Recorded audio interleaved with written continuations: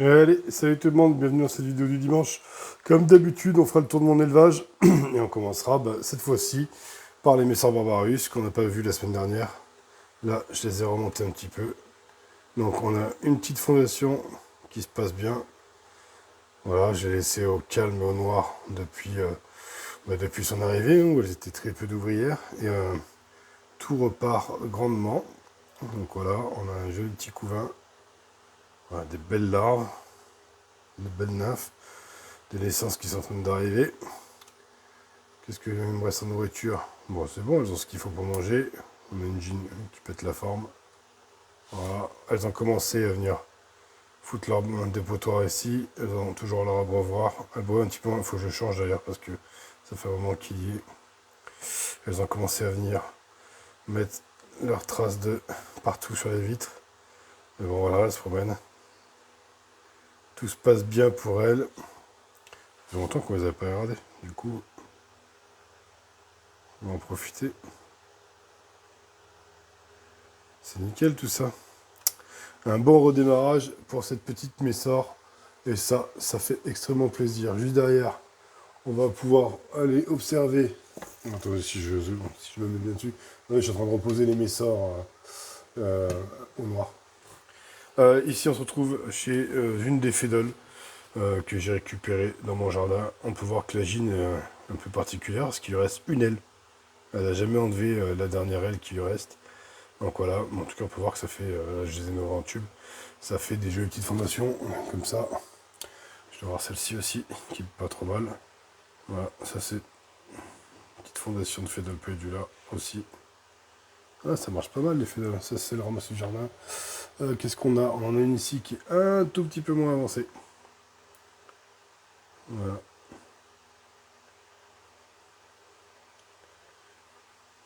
Je suis en train de vérifier. Ah, si c'est bien une Fédol. J'ai eu peur, je commençais à me poser des questions sur les ouvrières, mais c'est bien des Fédol. Et ici normalement, on est censé avoir, ouais, là on le voit mieux, une tête bien carrée. Une petite tétramorium.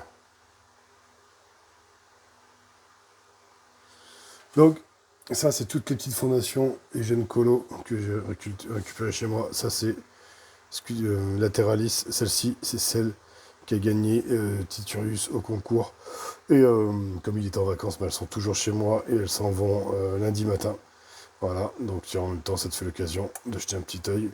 Tout le monde va bien. Elles ont un joli petit couvain. Elles ont bien mangé. Je vais les renourrir avant de les faire partir, au cas où le trajet soit un petit peu long.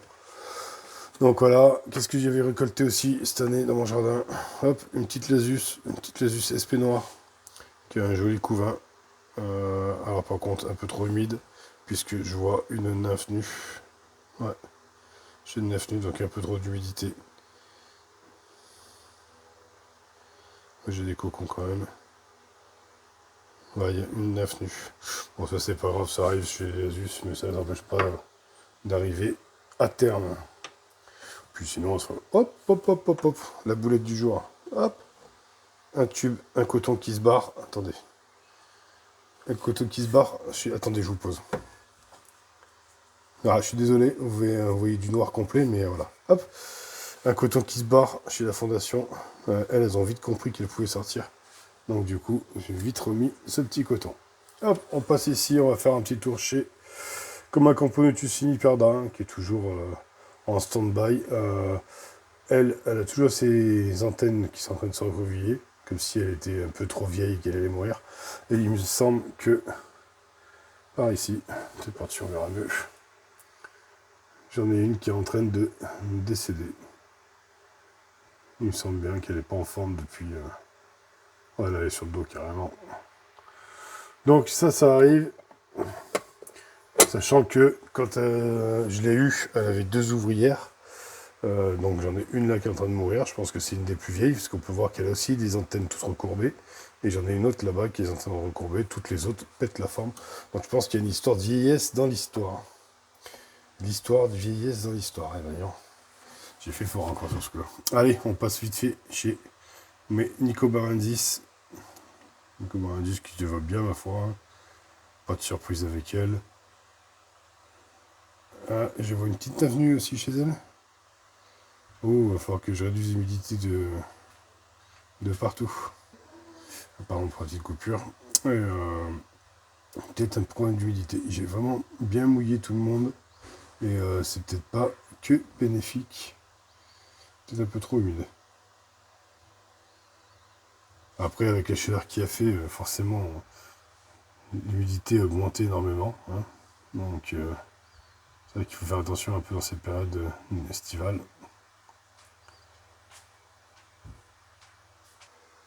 Désolé pour cette deuxième coupure. Eh oui, c'est actif le matin. On va descendre Chima. Cataglifis, puisqu'il n'y a pas. Qui, ma foi, n'a pas l'air d'avoir répondu. Donc là, ils ont dû ramener du sable gorgé de liquide sucré, hein, puisque elle s'amuse. Mais ce que je peux voir, c'est qu'il n'y a pas de ponte encore pour l'instant. Pourtant, elles sont quand même bien chauffées. Et on verra par la suite. Hop, ici, on se retrouve chez ma Camponotus Aethiops qui avance tranquillou. Hein. Donc voilà, elles ont mis des petits boulettes de déchets ici dans le sable. Elles ne font pas spécialement de dépotoir. Elles sont sorties. Alors, on peut voir que le sable a été mouillé à plusieurs reprises à cause du liquide sucré. Ça, c'est parce qu'elles mettent des cailloux et qu'elles le font couler.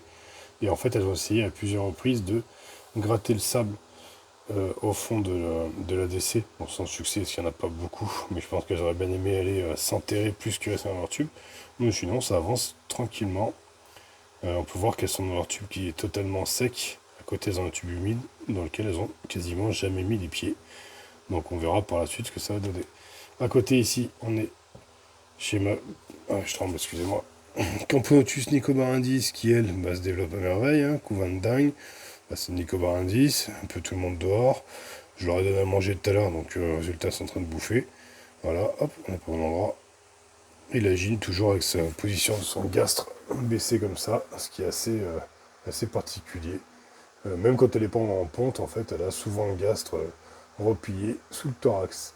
À côté ici, hop, pas ici mais ici, on se retrouve chez ma Camponotus barbaricus, qui elle est toujours au sec, total. Sauf que maintenant elle commence à être nombreuse, hein. On peut pouvoir le voir si je recule un peu. Et du coup, elle commence à squatter les deux tubes, ce qui est top. J'en ferai une aire de chasse plus grande d'ici quelques semaines, ou peut-être qu'elles partiront en repos hivernal avec ce décès-là. Et puis, on verra. À la reprise, à côté ici, on passe chez ma Camponotus sanctus, mes mères qui étaient bien nourries. Alors, il y a beaucoup d'ouvrières maintenant, donc elles font beaucoup d'allers-retours pour la nourrir. On peut voir qu'il y a un très joli couvain. Les ouvrières, on était à 9. Côté humide, toujours, tout se passe bien. Elles sont moins craintives que ce qu'elles étaient. Un petit trophée avec ici. D'ailleurs, on les retrouve souvent. Alors, je sais pas si là il y en a. Si. Ici. En train d'essayer de monter vers le couvercle. Bon, pas de chance pour elle, il y a de l'huile de paraffine sur le périphérique. Bon, en tout cas, on voit que elle cherche bien. Voir si elle peut faire un tour dehors. Allez, on passe à côté. Camponotus jaune et noir. Ou noir et jaune, ça dépend de quel sens vous la regardez. Voilà, là, du coup, du bas vers le haut, c'est jaune et noir. Tout se passe bien. Franchement, ouais, elle a un petit peu ralenti. On a une larve, on a un tout petit peu moins de couvain, j'ai l'impression. J'ai pas regardé ici ce que ça me disait. Ouais, ici, il y a peu trop de couvain. Petite baisse de couvain. Il y en a ici, il y a des cocons, il y a un peu des œufs. Un peu moins de couvain. Bon, écoutez, ma foi, elle a déjà bien travaillé cette année. Quand on pense que toutes ces ouvrières-là, bah, c'est sa génération de cette année, hein, parce qu'elles étaient 3 quand elles sont arrivées. Et j'ai eu des décès, donc elle a très bien travaillé pour une première année. En tout cas, ça me fait plaisir. Ici, on passe chez mes Camponotus crantatus, qui glande en ce moment, là dehors. J'avais la grosse nymphe. Grosse nymphe, oui. Gros cocon, c'était, en fait, effectivement. Et bah, j'arrive plus à mettre la main dessus, parce que foutu, à ce qu'il est né, et qu'en fait, je m'attendais à un major et que j'ai eu un gros média. Je sais pas, j'ai pas vu spécialement d'ouvrières qui avaient une couleur plus claire. Et bon, en tout cas, il y a quand même pas mal de couvains. Il n'y a pas l'air d'avoir une pente fraîche, mais bon. J'aimerais déjà que tout ce couvain-là arrive à taille adulte avant de passer en diapose. Allez, on va 10 minutes, on va accélérer un petit peu les choses. On va se retrouver schéma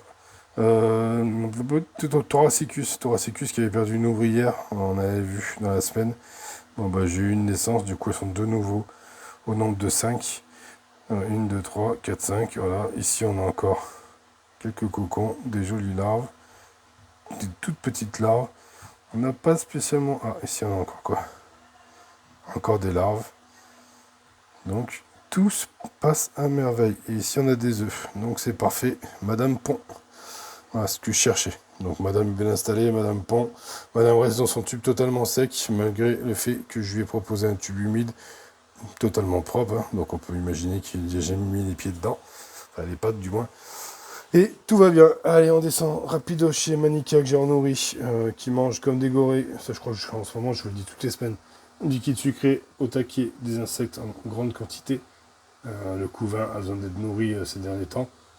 Faut pas qu'elle prenne trop de retard parce que sinon ça fera comme l'année dernière et du couvain qui partira en diapose et on sait ce que ça a donné l'année dernière. Voilà. Ici, on peut voir énormément de couvains. Là, elles tiennent bien la température, hein, parce qu'il fait quand même 27. Et ça va bien. On a ici encore, comme on peut le voir, de la ponte. Une très belle ponte.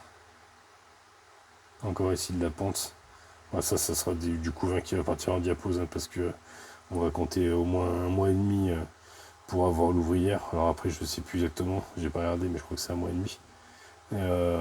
Dans 1 mois et demi, je pense que les températures feront que... on est où là? On est 20 août, 21 août. 1 mois et demi, ça va faire octobre. Ouais, si, on a encore 2 mois et demi et après on ira en diapose. Donc il faut que ce couvain-là s'active. Ici, on voit qu'il va y avoir beaucoup de naissances. Ouais, on voit que les nymphes ont vraiment bien évolué. Donc là, je pense que dans la semaine, on va avoir une explosion des naissances. Bah, déjà, quand on voit la couleur de celle-ci, là, on sait déjà qu'il y a déjà eu une explosion dans la semaine, puisque normalement, elles ont cette couleur plus orangé foncé. Là, elles sont jaune or. Donc, du coup, on a pas mal de naissances qui arrivent. Les tubes sont vraiment crades. Ici, encore des petites larves. Ici, encore des belles larves. Et on va passer de l'autre côté où j'ai un petit peu moins de couvain. Malgré le fait que j'ai réhumidifié les tubes, elles m'ont ramené que très peu de couvain, mais on voit encore que ça va être des naissances pour la semaine, là, la semaine ou la semaine prochaine. Et ici, pareil. Enfin voilà, tout va bien. On va passer voir une dernière demoiselle qui est cachée ici. Qui est... Bah, j'aimerais bien vous montrer la couleur, mais... qui est la Camponotus singularis, qui avait mangé son couvain. Elle a déménagé, du coup elle est dans un tube un peu plus gros, humide, mais plus court. Et elle n'a toujours pas répondu. Je la garde au noir, elle est sur le tapis chauffant. Et puis on verra bien ce que madame va décider de faire. Alors on n'avait pas trop longtemps. Sur ce, on a fait le tour de ce que je vais vous montrer. Je vous souhaite un très bon dimanche. Et je vous dis à dimanche prochain. Comme d'habitude, 9h, en forme. Bon, j'aurais repris le boulot. Alors, je sais pas si je serai là pile à 9h. Voilà. Peut-être que je vais tricher la semaine prochaine et je vous tournerai la vidéo samedi parce que dimanche, je vais être fatigué. Allez. Et encore une fois, je crois que j'avais devenu allergique aux fourmis. Et voilà. Et allez, bon week-end et bon dimanche. Ciao, ciao.